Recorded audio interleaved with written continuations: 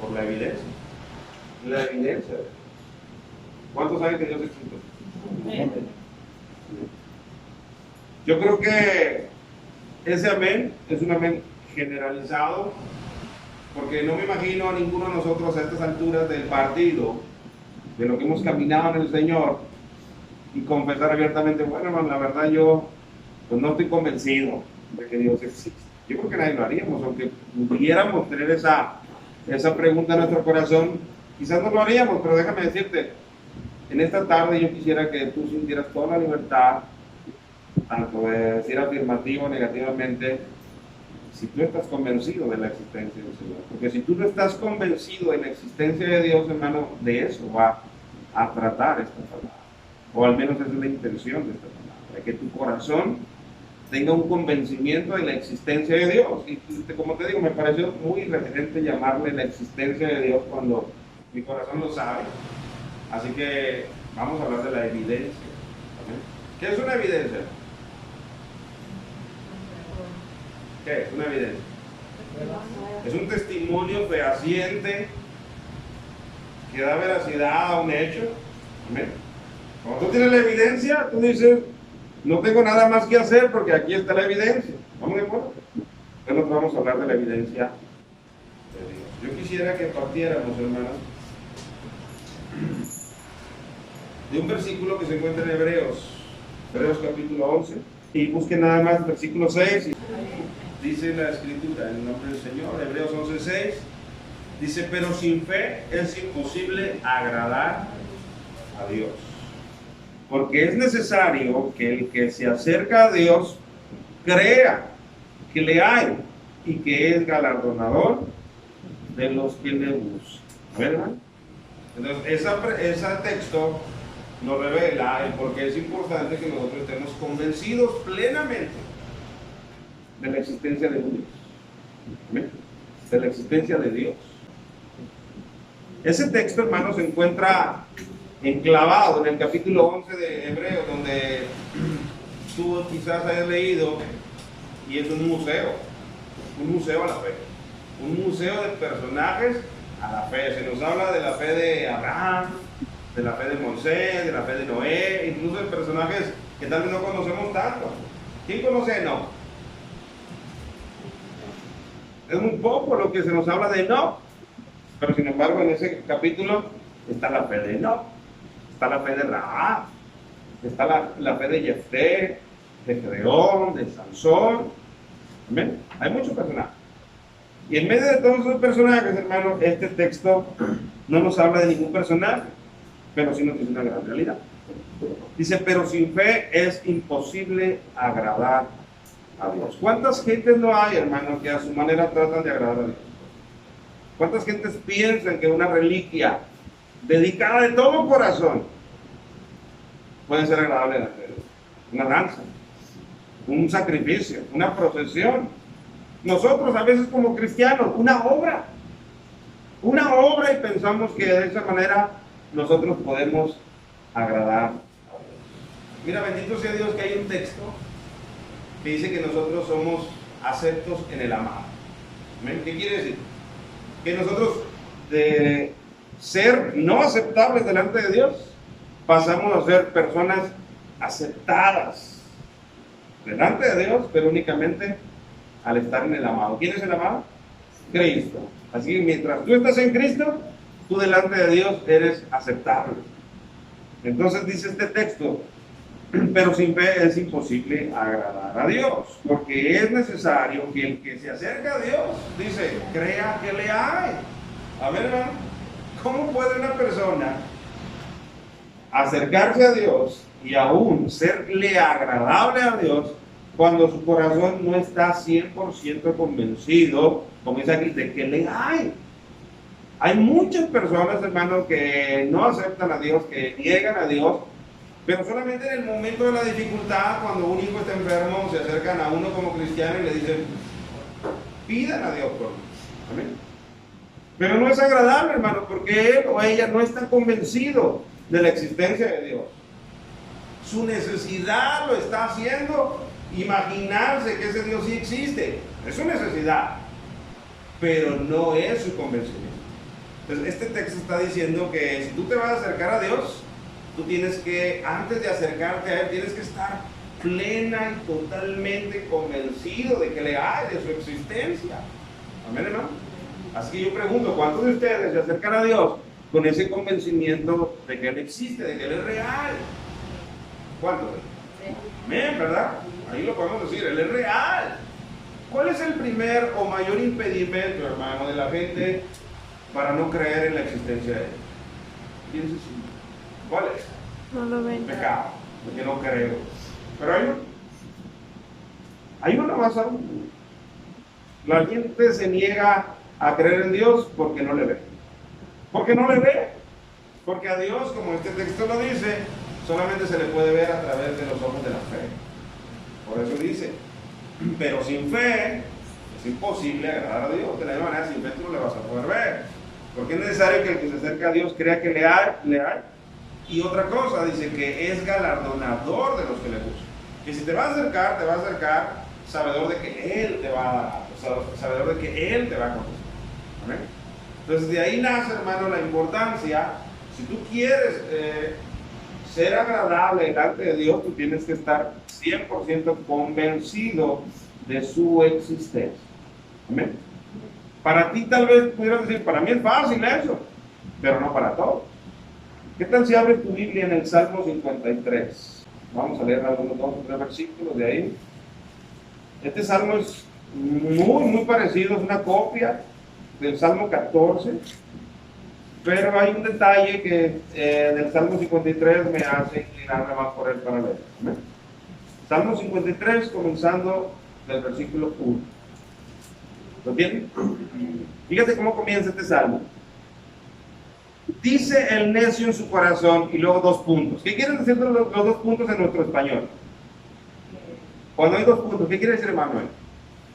Pues que la siguiente persona va a expresar. Que la siguiente frase que se va a expresar es el habla de lo que está diciendo. ¿Amén? O sea que textualmente se va a decir algo. Eso quiere decir los 2 puntos. Entonces, aquí nosotros vamos a leer textualmente lo que el necio dice. ¿Amén? Dice el necio en su corazón 2 puntos. No hay Dios. Eso es lo que dice el necio. No hay Dios. Amén.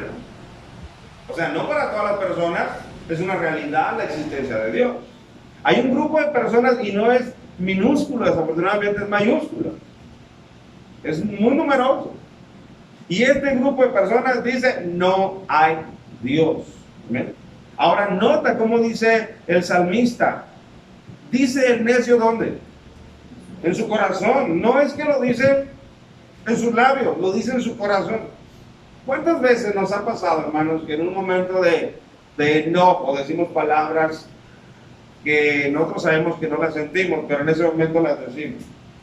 Y son palabras que después cuando tú te disculpas, tú dices, es que no lo decía de corazón, es que solamente el enojo me hizo. Bueno, no es el caso del necio, porque el necio lo está diciendo desde su corazón. No son solamente palabras textuales, sino es un convencimiento que él tiene en su corazón. Fíjate, ¿cómo le es más fácil a él convencerse de que Dios no existe?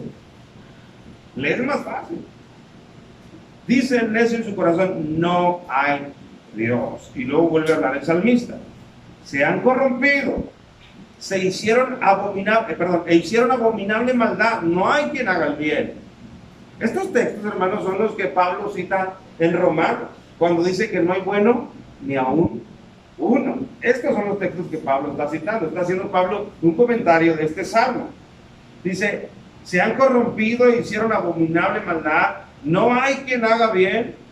Dios desde los cielos miró sobre los hijos de los hombres para ver si había algún entendido que buscara a Dios. Fíjate cómo dice que Dios miró desde los cielos para ver si había algún entendido. ¿Amén? Entonces, ¿qué es lo que hace la diferencia entre uno entendido y un necio? No es la capacidad intelectual, no es el cúmulo de conocimiento que tenga, no es eso lo que hace la diferencia bíblicamente delante de Dios entre un entendido y un necio. Aquí nos revela cuál es la diferencia. Fíjate lo que Dios estaba buscando para ver si había algún entendido que buscara a Dios. Amén.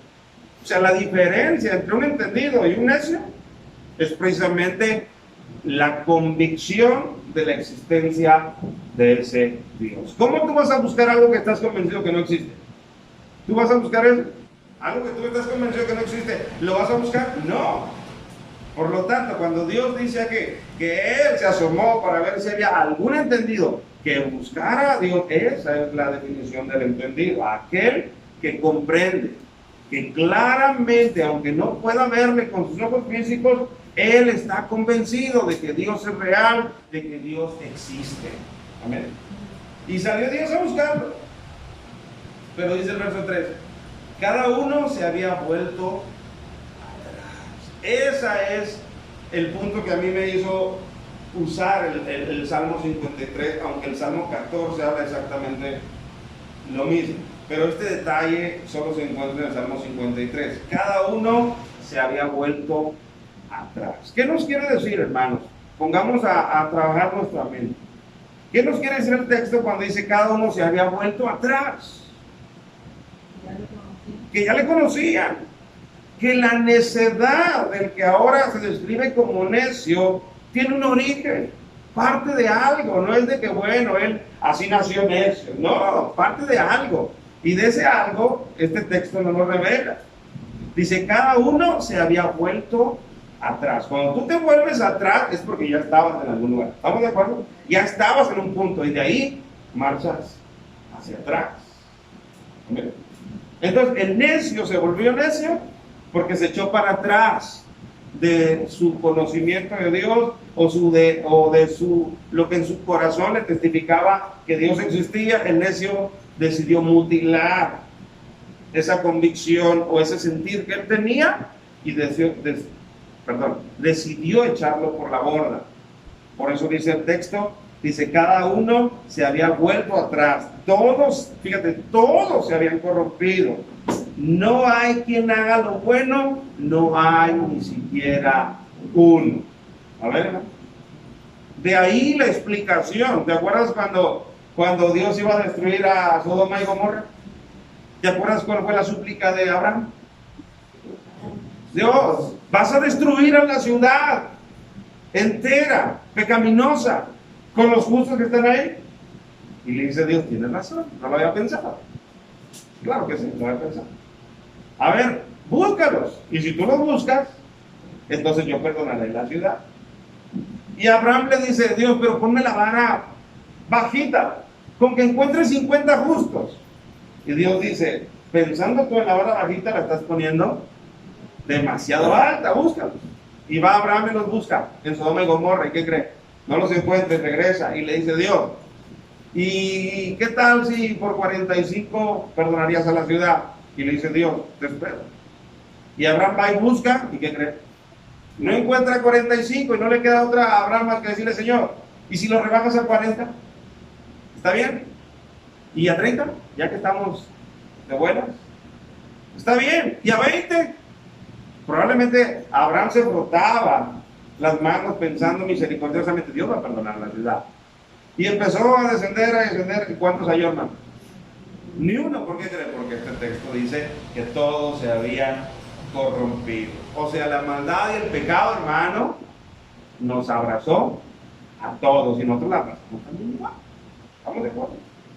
Ahora, hay un texto que me encantó en el libro de Job. Busquen por favor Job, capítulo 11, y busca el versículo 12. Para que nosotros veamos cuándo se le quita al necio lo necio. El hombre vano, o sea, el necio, el hombre vano se hará entendido cuando un pollino de asno montés nazca hombre. ¿Qué quiere decir eso? Job está siendo muy irónico. Job está siendo muy ilustrativo. Y les dice, ¿quieren que les diga una cosa? Al necio se le va a quitar la necedad cuando ocurra que un hijo de un burro nazca hombre. ¿Usted ha visto eso? ¿Usted ha visto eso? Entonces, ¿cuánta esperanza tiene el necio de dejar de ser necio? Nada. Bueno, al menos este texto se refiere por sí mismo. El necio no puede dejar de ser necio por sí mismo, porque todos nosotros éramos necios. Pero no fue hasta que la luz de Cristo llegó a nuestras vidas que nosotros pudimos dejar atrás la necedad. Entonces Job nos da una idea. Nos dice, el necio va a dejar necio cuando un burro para a un hombre. ¿Y eso sabe qué? Nunca va. Entonces el necio nunca por sí mismo, el necio nunca va a dejar su necedad. El necio nunca va a quitar de su corazón la terquedad de que Dios no existe, a menos de que Dios demuestre evidencias de que sí existe. Por eso hoy quiero yo mostrar evidencias. Por si aquí hay un necio, puede ser convencido por la palabra de Dios de que Dios existe, por las evidencias. Amén, mis amados. Amén. Entonces nosotros leímos este versículo en los Salmos 53, donde dice que no había uno que buscara a Dios, de que todos se hicieron necios. Pero partimos, hermanos, desde el punto en el que yo le dije, donde dice, cada uno se había vuelto atrás. O sea, se regresaron de conocer a Dios, se regresaron de él. ¿Qué le parece si lo comparamos con una cita de Romanos? Romanos 1:21. Fíjate lo que Pablo dice. Bueno, del 18 y luego nos brincamos al 21. Dice, porque la ira de Dios se revela desde el cielo contra toda impiedad e injusticia de los hombres en general, el género humano, de los hombres, que detienen con injusticia la verdad. O sea, Dios se aira desde el cielo cada vez que el hombre hace su mejor esfuerzo por detener la verdad. ¿Estamos de acuerdo? Porque Dios quiere manifestar y revelar la verdad, pero el hombre intenta desafiar esa revelación de Dios. Entonces la ira de Dios se revela desde el cielo. Bríquese el versículo 21. Pues habiendo conocido a Dios, fíjate, ahí está lo que vemos en el Salmo 53, se regresaron. Pues habiendo conocido a Dios, no le glorificaron como a Dios, ni le dieron gracias. O sea, tenían el testimonio de la existencia de Dios. Amén, hermano. Ellos sabían que Dios existía. Y lo podemos ver desde los orígenes del ser humano. ¿Usted cree que Adán sabía que Dios existía? Claro. Adán tenía el privilegio, como hablamos el domingo, tenía el privilegio de comunicarse libremente con Dios hasta la caída. ¿Amén? Pero yo le pregunto, ¿los hijos de Adán sabrían de la existencia de Dios? Sin duda, porque Adán les platicaba, porque Adán seguramente se lamentaba, o cuando tenía la comunión con Dios, pero hoy no la tengo. ¿Y quién es Dios, papá? Y les empezaba a hablar, a revelar. Amén. Y los hijos de los hijos lo sabían, sí, pero a medida que las generaciones fueron naciendo y avanzando, escucha lo que pasó. Pues habiendo conocido a Dios, no le glorificaron como a Dios. O sea, conocían que Él era el Ser Supremo, conocían que Él era el dador de la vida, conocían que Él era el creador de todo, pero poco a poco dejaron de verlo como a Dios. Amén. Hermano, ¿no te ha tocado en la generación que vivimos gente que dice el de arriba? El de arriba. ¿Qué es eso, hermano? Eso es precisamente este texto. Dejar de ver a Dios como Dios. Es verlo de una manera irreverente. Es verlo sin la gloria que Él tiene. ¿Amén? El de arriba. No es que no es solo el de arriba. Él es el que llena todo, hermano. ¿Amén? Dice, no le glorificaron como a Dios, ni le dieron gracias. Hermano, ¿qué papel juega la gratitud en nuestras vidas? Un papel demasiado importante, porque el día que tú y yo dejemos de ser agradecidos delante de Dios, el enemigo va a aprovechar esa puerta para empezar a envenenar nuestras vidas, hasta sacarnos por completo. ¿Amén? Ellos permitieron la ingratitud en sus corazones, y ahorita vas a leer en dónde terminaron. Dice, sino que se envanecieron en sus razonamientos. O sea, empezaron a debatir entre ellos intrínsecamente y exteriormente con los demás. ¿De dónde venimos? Como la pregunta que se hacen los científicos al día de hoy. ¿De dónde venimos? ¿Quiénes somos? ¿Y a dónde vamos? Cuando esas preguntas claramente en un principio estaban contestadas para el género humano. ¿De dónde venimos? De Dios. ¿Quiénes somos? Criaturas, creaciones. ¿A dónde vamos? Hacia Dios, porque es su voluntad. Pero no, se confundieron completamente. ¿Por qué? Dice, porque se envanecieron en su razonamiento. Dice por ahí un dicho, hermano, que no compongas o no quieras componer lo que no está descompuesto. Ellos quisieron componer lo que no estaba descompuesto. Ellos quisieron encontrarle una lógica, una explicación a lo que estaba claro. Y entonces cuando ellos empezaron a profundizar en sus razonamientos, dice, su necio corazón fue entenebrecido.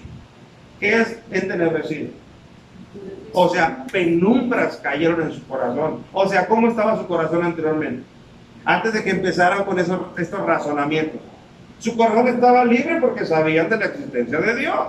Pero cuando empezaron a debatir, a razonar, dice, se hicieron necios. Entonces, este verso confirma el Salmo 53. Aún se hicieron necios, todos se hicieron necios. ¿Por qué? Porque empezaron a querer pensar, aclarar lo que ya estaba claro. Por eso, hermano, nunca quieras componer lo que ya está compuesto.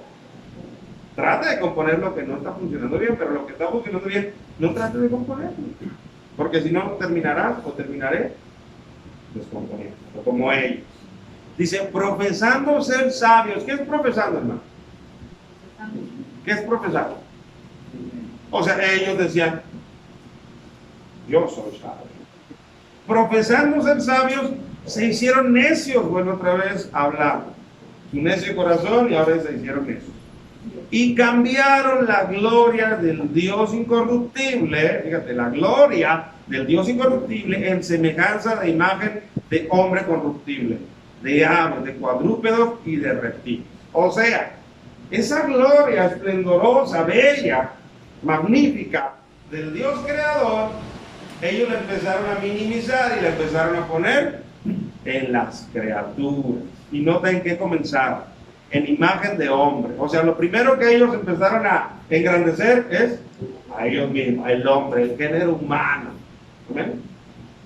Por eso dice un texto también, hermano, que la gloria es de Dios, que Él nos hizo y no nosotros a nosotros mismos. Amén. Entonces el hombre empezó a perderse en su razonamiento. Y luego ya, después de que le dieron la gloria que era solamente de Dios, se la atribuyeron al hombre, cayeron más bajo. Dice, de aves, de cuadrúpedos y de reptiles. Y nosotros lo podemos ver claramente. Hay lugares donde para ellos la deidad es una vaca.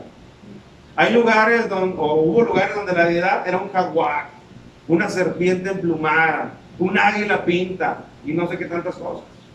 Están poniendo la gloria que le pertenece a un Dios incorruptible en criaturas 100% corruptibles. ¿Estamos de acuerdo?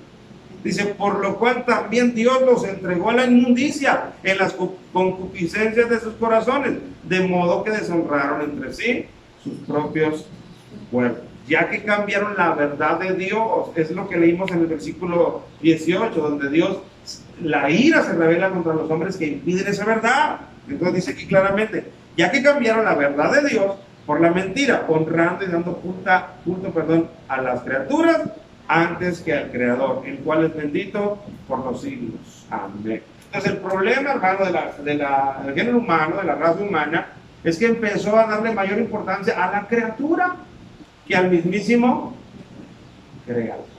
¿Estamos de acuerdo? Y ahí se perdió todo. Ahí el hombre empezó a hacerse necio. Y una vez que ya se hizo necio, ¿cuál fue la conclusión que el hombre llegó? No hay Dios. Amén.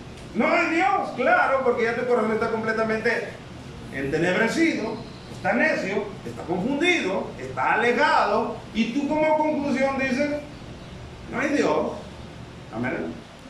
Ahora yo quisiera que ahora sí pasáramos nosotros a ver la evidencia de la existencia de Dios, porque ya leímos al principio que es necesario que nosotros que nos acercamos a Él estemos plenamente convencidos. Amén.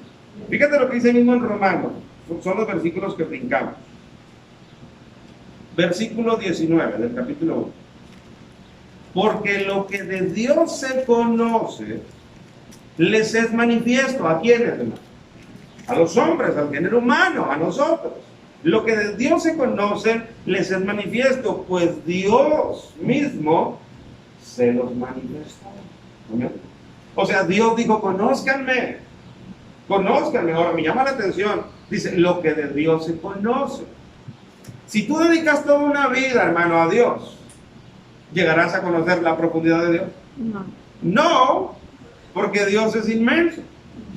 Porque Dios solamente pone a nuestra disposición una parte de lo que es Él para que nosotros le conozcamos. Por eso dice, lo que de Dios se conoce, nos da a entender que no conocemos todo lo de Dios. ¿Estamos de acuerdo? Una parte la conoceremos en esta vida y otra parte la conoceremos cuando estemos en su presencia. Y probablemente otra parte jamás la conozcamos por lo inmenso que es nuestro Dios. ¿Estamos de acuerdo?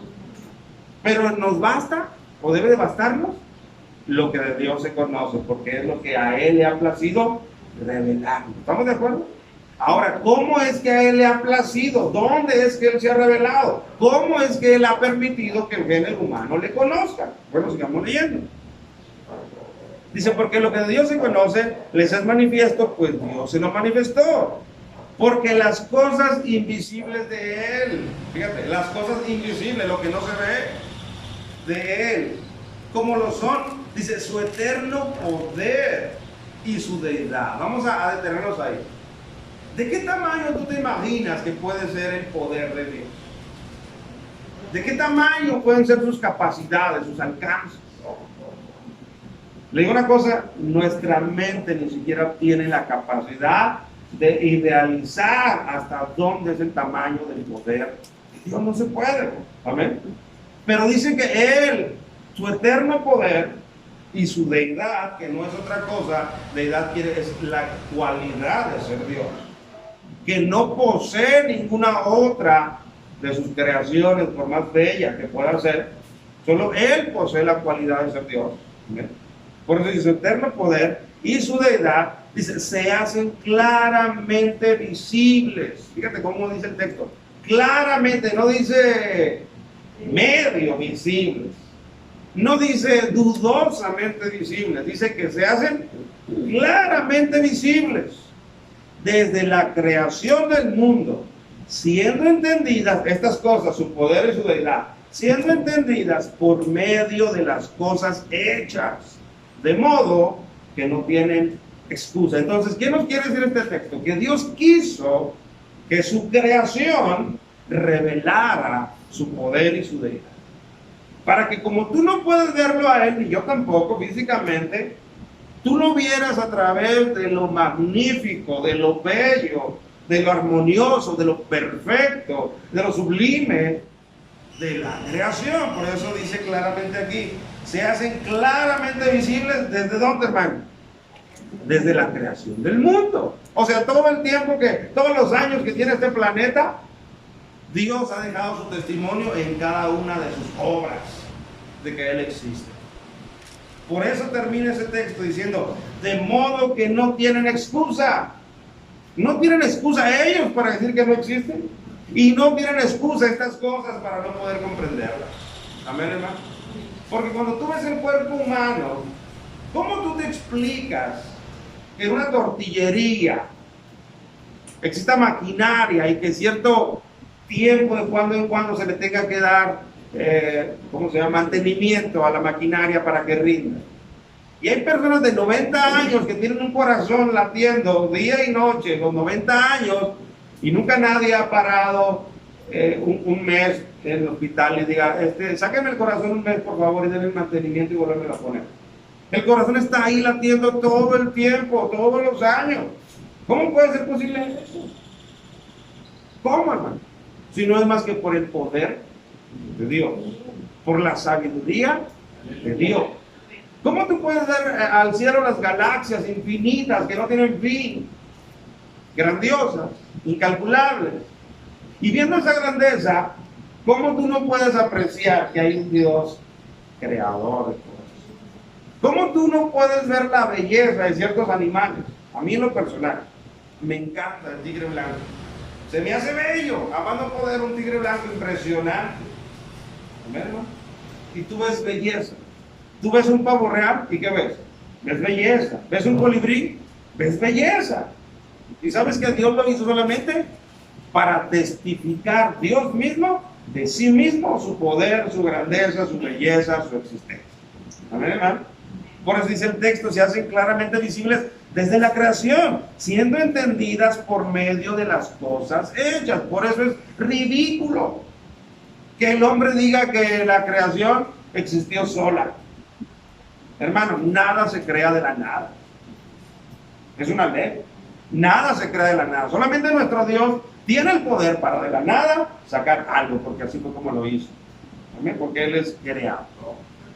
Entonces, la creación, hermano, es un testimonio de la existencia de Dios. Y aquí ya estamos entrando a que tu corazón se afirme y abrace certeramente las evidencias que a todo pulmón gritan: Dios existe.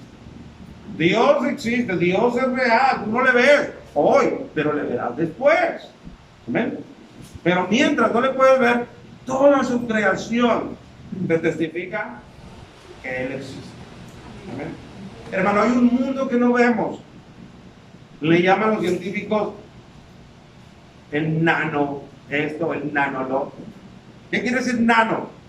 Bueno, es un prefijo que quiere decir pequeñitititito. Hay un mundo de bacterias, hay un mundo de microbios y nosotros no lo conocemos. Sin embargo, ahí está. Por ejemplo, estos 2 años que ha habido de pandemia han sido causados ¿por qué? Por un virus. Dígame de qué tamaño es un virus. Una partícula. Y Dios con una cosita pequeñita ha puesto en cabeza a todo el mundo entero.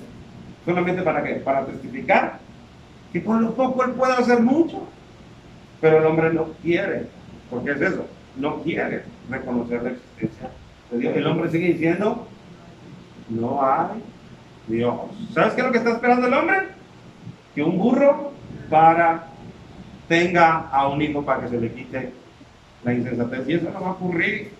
El hombre tiene que dejarse conquistar por el Dios conquistador, por el Dios de la palabra. ¿Estamos de acuerdo? Gloria a Dios, porque cada uno de ustedes que tiene la convicción clara de que Dios existe, la tiene porque Dios ha sido misericordioso con usted y conmigo, para poder apreciar las evidencias de su existencia. A ver, hermano. Entonces, en primer lugar, ¿de qué estamos hablando como evidencia? La creación. Ahí está. No se ha ido. El sol nunca se ha apagado, el agua nunca se ha acabado, la capa de ozono que digan que está debilitada. Ahí está.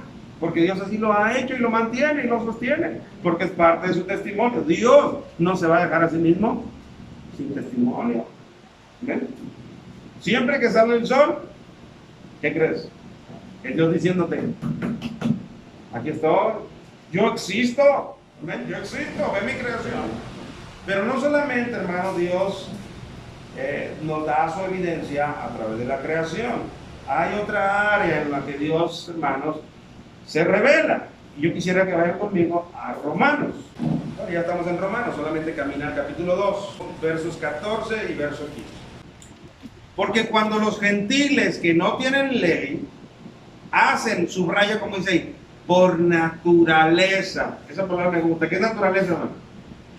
Algo innato, algo natural, algo de fábrica. ¿Estamos de acuerdo? No es algo que aprendiste. Eso se le llama de otra manera. Pero por naturaleza es algo con lo que tú ya vienes.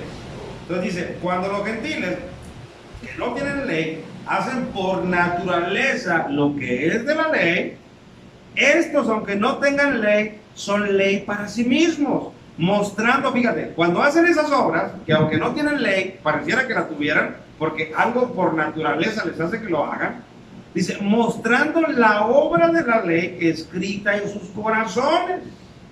O sea, hermano, que Dios, aunque haya personas que no sean religiosos, que no sean cristianos, que no sean creyentes, que no sean judíos, Dios le impregnó a cada ser humano un testimonio personal de su existencia. Amén, hermano. ¿Dónde lo impregnó? Claramente lo dice, mostrando la obra de la ley escrita en sus corazones, escucha, dando testimonio su conciencia. Su conciencia. ¿Cómo ocurre eso? ¿Qué fácil? Miranda, ¿a cuántas personas has matado, hija? A ninguna. ¿Por qué? ¿Por qué? César, ¿a cuántas personas has matado? A ninguna. ¿Y a cuántas traes en mente? A ninguna. ¿Por qué? Si hay personas que se pasan de listo, nos hacen daño. ¿Por qué? Porque hay algo en nuestro interior, amados hermanos, que aunque nosotros no conozcamos el texto donde diga no matarás, porque no somos religiosos, y porque digamos en nuestro corazón Dios no existe, hay muchas personas que dicen y claman que Dios no existe, pero no se atreven a quitar la vida a otra persona. ¿Por qué creen? Porque en su interior hay una conciencia de que eso no es algo agradable. ¿Quién les puso esa ley en su corazón? Dios, y se la puso de fábrica. Hay personas que con el solo hecho de ver a otra persona sangrando, no se desmaya. Se desmaya, ¿por qué? Porque hay cierto temor, hay cierto impacto al ver a una persona sangrando que pudiera morir, porque ahí Dios puso un testimonio. Porque hay personas que no son religiosas, pero respetan a los adultos mayores. ¿Por qué? Si no son religiosas, para que tengan en mente que están tratando de agradar a Dios al respetar a los adultos mayores. ¿Por qué? Pudiéramos llamarle por ética, por moral, o como le quieras llamar. ¿Sabes cómo le llamo yo? Es el testimonio que Dios ha puesto en todas las personas. ¿Amén, hermano? Entonces, la conciencia, ¿quién no la tiene? ¿Qué ser humano nació sin conciencia? Ninguno. Todos los seres humanos, desde chiquititos, hermano. Tú ves a un niño que te quebró un plato y corre a esconderse detrás de un refrigerador. ¿Por qué? Porque tiene una conciencia todavía no tan desarrollada, pero esa conciencia ya le alertó y dice, esto fue algo incorrecto, y corre. ¿Amén? O cuando tú le preguntas después de que quebró el plato, ¿tú fuiste? ¿Qué te dice? No. ¿Por qué te dice que no? Si él lo hizo. Te dice que no porque él sabe, por su conciencia, que eso le puede traer problemas. ¿Por qué ocurre eso, mis amados hermanos? En niños tan chiquititos que no conocen lo que es pecado y lo que es salvación. Porque por naturaleza, como leímos en este texto, hacen por naturaleza, Dios impregnó en cada ser humano cierta dosis, amado hermano, de testimonio de que Él existe. Por eso yo decía el domingo en la predicación, en todas las culturas, no se le hace raro que en todas las culturas nomás le cambian de nombre a la deidad, pero todas las culturas, todos los hombres tienen la necesidad de buscar algo hacia arriba. ¿Estamos de acuerdo por qué? Porque de fábrica Dios puso en cada ser humano la necesidad de buscarlo a Él. Pero en ese interín de buscarlo, pues el enemigo hace su trabajo, hermano. A ver, y se interpone y dice, mira, Dios se llama fulano, Dios es de esta manera, Dios es de esta otra manera, y roba la atención. Y entonces las personas sienten satisfecha, o sienten ya a gusto esa necesidad de buscar a Dios. ¿Por qué crees que hasta el pecador, el asesino, busca un lugar en la Santa Muerte? Un lugar en San Fulano de Tal, que es otro contrabandista igual que yo. ¿Por qué? Porque su corazón tiene la necesidad de buscar a alguien más arriba que él, porque de fábrica lo tiene. Esa es otra evidencia de la existencia. Vamos a ver, hermano. Pues ya llevamos dos, hermano, y no podemos decir como el necio que Dios no existe. Claro, no le puedo ver, pero Dios me da las evidencias de su existencia. ¿A ver, hermano? ¿Cómo vamos hasta aquí, hermano? Si está su corazón afianzándose, usted me puede decir, hermano, esa predicación yo ya la daba por hecho. Bueno, qué bueno, si tu corazón está convencido, qué bueno. Pero si tu corazón no estaba plenamente convencido, yo quiero que hoy tu corazón salga y donde quiera que te reten y te digan, tu Dios no existe, tú digas, tú puedes decir lo que tú quieras, pero yo estoy convencido de que mi Dios existe. Amén. Mi Dios existe. Leímos en Hebreos, no solamente existe, dice, es galardonador. O sea, tú puedes decirle, no solo existe, sino Él me bendice. Él me guarda. Él me suple. Él me escucha. Él me atiende. Amén, hermano. Ese es el convencimiento que tenemos nosotros que tener. Entonces ya vimos, hermano, Dios se revela en la creación, en la naturaleza. Dios se revela en las conciencias, sean religiosas o no sean religiosas, pero hay otra tercera manera. Y esta es preciosa para nosotros, los que ya creemos en el Señor. ¿Amén?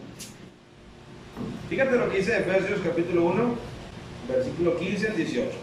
Pablo, está hablando Pablo y nos va a contar una de sus peticiones que él tiene delante de Dios para los efesios.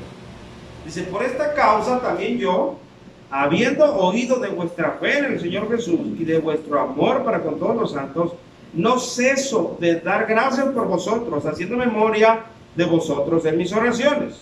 Escucha, para que el Dios de nuestro Señor Jesucristo, el Padre de gloria, os dé espíritu de sabiduría y de revelación en el conocimiento de Él, alumbrando los ojos de vuestro entendimiento. Nosotros que ya creemos por la naturaleza que Dios existe, nosotros que ya creemos por la conciencia que Dios existe, nosotros tenemos una tercera y más amplia manera de saber que Dios existe, una tercera evidencia más contundente, y es la revelación espiritual que Dios nos da. Dios nos concede a través de su Espíritu. Por eso Pablo dice, esto dice, yo lo estoy pidiendo, orando. Él dice, no ceso de dar gracias por vosotros en mis oraciones. Y él dice, para que el Dios de nuestro Señor Jesucristo, el Padre de gloria, os dé. Él está pidiendo para que Dios les dé espíritu de sabiduría y de revelación. ¿En qué cosa? En el conocimiento de Él. Dice, yo estoy pidiendo para que Dios cada vez más les dé el espíritu que les capacite para que lo conozcan plenamente a Él, más a Él. Y esa es una excelente oración. Es una excelente oración que cada uno deberíamos de hacer por nosotros. Señor, ábreme el entendimiento. Que no solamente yo me limite a reconocer que tú existes por el testimonio de la naturaleza, sino yo quiero todavía que tú me reveles en tu espíritu más claramente quién tú eres. ¿Verdad? Y sigamos leyendo, avancemos por favor. En Mateo, hablando del Señor Jesucristo, Mateo capítulo 11, Mateo 11, 27. Todas las cosas me fueron entregadas por mi Padre, y nadie conoce al Hijo sino el Padre, y el Padre conoce, ni al Padre conoce alguno sino el Hijo, y aquel a quien el Hijo lo quiera revelar. O sea, hermano, para conocer a Dios, el único que te lo puede dar a entender es el Hijo. ¿Cómo se llama el Hijo? Jesucristo. Entonces Dios permitió que conociéramos de Él hasta cierto punto a través de la creación, hasta cierto punto a través de la conciencia, hasta cierto punto por iluminación del Espíritu Santo y hasta cierto punto por la persona del Señor Jesucristo. Amén, hermano. Nota y compara este texto que acabamos de leer, donde Él dice que solamente a quien el Hijo quiera revelar. Por eso, hermano, oramos para que se nos sea revelado cada vez más quién es Dios, cómo es Dios. Pero nota lo que dice Juan en el capítulo 1, versículos 17 y 18. Pues la ley por medio de Moisés fue dada, pero la gracia y la verdad vinieron por medio de Jesucristo.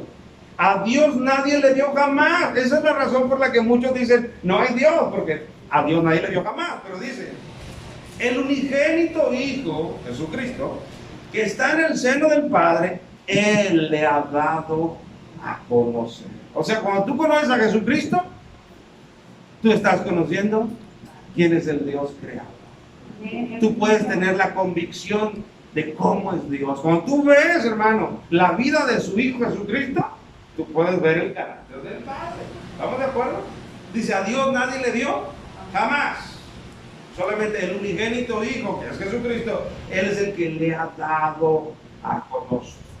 Hermano, cuando tú ves a Jesucristo trabajando en aquellos hombres que acusaban a aquella mujer adúltera, ¿se acuerdan? Cuando tú ves a Jesucristo y le preguntan, Señor, Moisés dice que la apedreemos, ¿tú qué dices? Y él dice, yo digo que sí, denle, apedréenla. Solamente una cosita les voy a pedir. Yo quiero que empiecen a tirar piedras el que esté sin pecado. Ese que sea el primero y a todos los demás. ¿Y qué ocurrió con él? Porque dice que se agachó Jesucristo. O sea, les dio chance a que se escaparan, hermano, para que no se sintieran tan exhibidos. Dice, me agacho, hago como que apagamos las luces y a ver qué pasa. Y cuando volvió a levantar la mirada, ¿qué cree? Solamente estaba la mujer. Y le dice, mujer, ¿y los que te condenaban, dónde están? ¿Ninguno te condenó, no te apedrearon? Y la mujer le dice, no, ninguno. Y luego le dice, ni yo te condeno. ¿Qué vemos ahí en Jesucristo? No vemos compasión, ¿no? No vemos misericordia. No vemos perdón, hermano. No vemos dirección porque le dice, vete y no peques más. Vemos dirección. No vemos una segunda oportunidad. No vemos confrontación cuando Él acusa en su conciencia a todos los que querían aprender. No lo está confrontando con la verdad. No vemos victoria. Entonces, cuando nosotros vemos todas esas características en la persona de Jesucristo, ¿sabe qué es lo que podemos ver? La bendita forma de ser del Dios Todopoderoso. Por eso dice, a Dios nadie le dio jamás, pero el Hijo, Él le ha dado a conocer. Cuando tú ves la vida del Hijo, cuando tú ves al Hijo en la cruz, golpeado, crucificado, agonizante, y luego en la cruz le dice, Padre, perdona. Hermano, estaba siendo golpeado, escupido, desnudado. Y Él está diciendo, perdónalos porque no saben lo que hacen. ¿No vemos la gran misericordia, el carácter de Dios ahí, hermano, en Él? Perdonando a sus enemigos, porque la Iglesia dice que nosotros éramos enemigos de Él. Perdonándonos a nosotros. Por eso, hermano, una tercera o cuarta forma de ver las evidencias de la existencia de Dios es cuando nosotros podemos ver la revelación que el Hijo nos ha traído de quién es Dios. Amén. Por eso yo me gozo grandemente. Yo no lo pude ver físicamente, pero hubo ojos que sí lo vieron. A el Hijo lo vieron encarnado y se deleitaron. Pero ¿sabe qué? El Hijo puso una bendición mayúscula, porque le dijo a sus discípulos, porque me vieron, creyeron. Bienaventurados los que me van a creer aún sin verme. ¿Y sabe qué? Eso somos tú y yo. Y somos bienaventurados. No le vimos físicamente, pero Él abrió nuestros ojos de la fe para poder verle. Y al poder verle a Él, nosotros podemos tener la mayor evidencia de peso de la existencia de Dios. Y podemos decir, yo le conozco, yo sé que Él vive, como dice el canto, yo sé que Él existe. Y nadie me va a quitar de mi corazón que Él no existe. Así que aunque vengas con tus argumentos, con tus explicaciones, con tus negativas, que al final de cuentas no son otra cosa más que necedades, tú no vas a poder convencerme de que Dios no existe, porque Él me lo ha revelado. Él me lo ha revelado. Yo quiero que avancemos, hermano, para cerrar a una porción en 2 Corintios. Es bien interesante. 2 Corintios capítulo 4, versículo 6. Porque Dios, que mandó que de las tinieblas resplandeciese la luz, me detengo.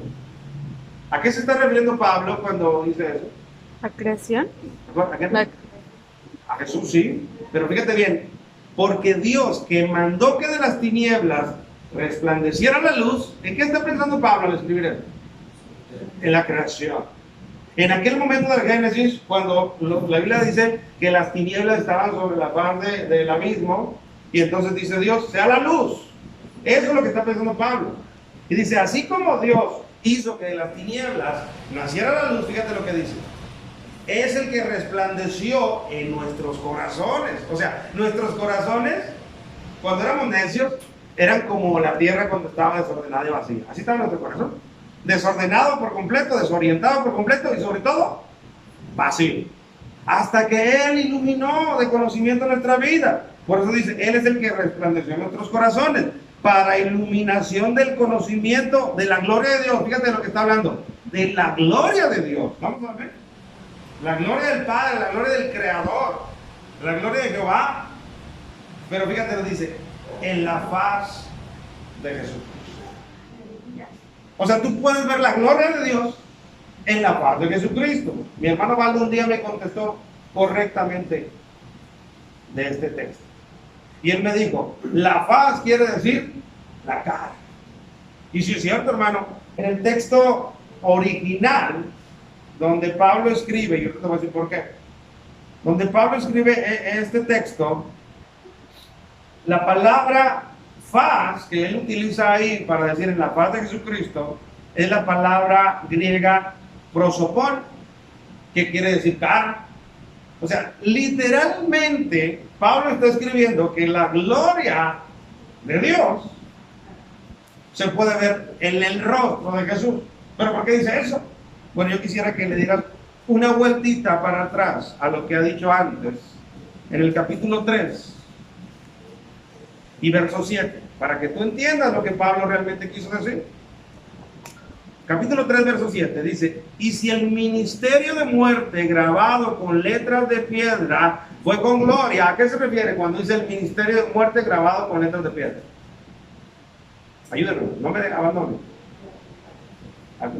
Escuchen bien. Y si el ministerio de muerte grabado con letras en piedra fue con gloria, ¿a qué se refiere? ¿A qué? No. Escuchen bien. ¿Me puedo leer otra vez? ¿La ley? A la ley, escuchen bien. Y si el ministerio de muerte grabado con letras en piedra, ¿qué es lo que fue grabado con letras en piedra? Los 10 mandamientos, la ley de Moisés. Entonces Pablo lo que está diciendo es, si aquel ministerio, dice, fue con gloria, tanto que los hijos de Israel no pudieron fijar la vista en el rostro de Moisés. ¿Alguien recuerda por qué? Porque su rostro resplandecía. En el momento que Moisés subió al monte para que Dios le diera ese pacto, esa ley en piedra, cuando Moisés bajó, su rostro estaba resplandeciendo. Fíjate lo que dice. Los hijos de Israel no pudieron fijar la vista en el rostro de Moisés a causa de la gloria de su rostro, la cual había de perecer. Pablo lo que está haciendo aquí es una comparativa entre aquel momento en el que la gloria de Dios se impregnó en el rostro de Moisés, cuando Moisés trajo la ley, y nosotros estamos sabiendo que la gracia de Dios que trajo Jesucristo es mayor que la ley de Moisés. Por eso, hermano, Pablo se ve obligado a, cuando él vuelve a hablar de la gloria de Dios en el texto que leímos, porque Dios, que mandó que de la tiniebla resplandeciese de la luz, es el que resplandeció en nuestros corazones para iluminación del conocimiento de la gloria de Dios. Él dice, en el rostro de Jesucristo. O sea, le está diciendo en otras palabras, miren mis amados hermanos, si aquel pacto de la ley fue glorioso y tan glorioso que Moisés ni siquiera se dio cuenta, él no se dio cuenta, pero cuando él estuvo 40 días hablando con Jehová ahí en el monte y él bajó con la ley, él no se dio cuenta, pero su rostro estaba brillando. ¿Por qué? ¿Por qué brillaba? ¿Tenía poderes super especiales? No, era que Dios había puesto parte de su gloria en él. ¿Y sabes qué es lo que hicieron los israelitas cuando lo vieron? Quedaron tan sorprendidos que Moisés tuvo que ponerse un velo, porque cada vez que él se presentaba delante, él bajaba y la gloria de ese Dios con quien él había tenido una audiencia se veía reflejada en su rostro. ¿Y sabe qué? Los israelitas temían por ver la gloria de Dios en el rostro de Moisés. Por eso Pablo, cuando está comparando aquel ministerio o aquel pacto de la ley de piedra con la gracia que nos trajo Jesucristo, dice, es mayor la gracia que nos trajo Jesucristo. Por eso dice que la gloria de Dios en la faz, en la cara, en el rostro de Jesucristo. Así que si tú conoces a Jesucristo, hermano, eres grandemente bendecido. Ese es el mayor testimonio que tú puedes tener en tu vida de que Dios existe. A ver, hermano, yo te hago una pregunta: ¿cuántos creen en Jesucristo? Yo siempre le digo a todos los que dudan de Jesucristo, que me dicen, es una historia, ¿cómo podemos comprobar? ¿Cómo sabemos que no fue inventado? Siempre les hago una pregunta, y con esa pregunta no hay respuesta. Yo les digo, ¿en qué año naciste? Eso es lo que yo le pregunto, ¿en qué año naciste? Y unos me dicen, en 1980, en 1990, dependiendo de a quién le pregunto. Y luego yo le digo, ¿sabes tú que ese 1980 se empezó a contar después de que Cristo vino? O sea, el mismo calendario, hermano, que utiliza el mundo secular que no cree en Dios, y el mismo calendario que ellos aceptan, está tomado a raíz de cuando Cristo vino. Parte de ahí, claro, hay un parteaguas antes de Cristo y después de Cristo. O sea que con la misma fecha que todos usamos, todo el incrédulo, todo el necio, todo el ateo, todo el inconverso, involuntariamente acepta que Cristo realmente vino a este mundo en un tiempo determinado. Amén, hermano. O sea, el mundo es necio por donde tú le busques. Niega a Cristo, pero viven de acuerdo a Cristo. Amén. El mundo que no cree en Dios, que no cree en Dios y que le niegan, cuando se va a dormir dice hasta mañana, y el otro contesta si Dios quiere, y no cree en Dios. El mundo cuando se despide dice adiós y no cree en Dios, porque el mundo está más necio, hermano, de lo que el mundo puede ver. Pero gloria a Dios que Él nos ha abierto los ojos para que tú y yo podamos tener aquí adentro el convencimiento pleno de la existencia de Dios. Amén. Hermano, si yo te dijera, hermano, hay otra evidencia más clara de que Dios existe, ¿tú qué dirías? Hermano, démela. ¿O te atreverías a decirme, hermano, ya no me digas más? Ya no necesito más, porque mi corazón está al punto convencido de que Dios existe. Así que pueden haber 10,000 más evidencias de que Dios existe, pero las que yo tengo me bastan para yo saber que Dios existe. Amén. Porque recuerda dónde empezamos, porque es necesario que los que se acercan a Dios crean que entonces, hermano, tú tienes que estar convencido de que Él existe. Una de las razones, como ya dijimos, hermano, es que el mundo no le puede ver. Y otra de las razones por las que el mundo no acepta la existencia de un Dios es porque el aceptar la existencia de un Dios es aceptar también su supremacía. Y aceptar su supremacía es aceptar que yo me tengo que sujetar a Él, porque Él es mayor que yo. Y aceptar que yo me tengo que sujetar a Él es aceptar que tengo que dejar de hacer las cosas que no son agradables a Él, pero que a mí me agradan. Entonces, como consecuencia, ¿yo qué mejor saco? Pues que no existe, porque si yo digo que no existe, yo me ahorro todas esas cosas.